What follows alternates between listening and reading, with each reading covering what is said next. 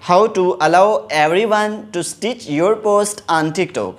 So guys, in this video I will show you how you can allow everyone to stitch your post on TikTok.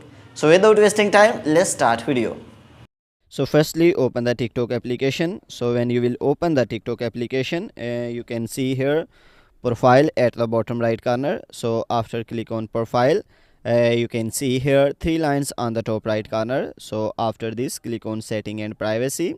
So when you will click on setting and privacy, you can see privacy option. So click on privacy, then scroll down. So when you will scroll down, here is the option of stitch. So just click on stitch.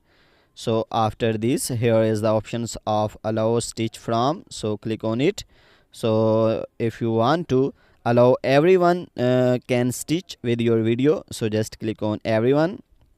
So guys, in this way you can allow everyone to stitch with your video on TikTok. If this video is helpful for you, then please give like this video and subscribe our channel. Thanks for watching.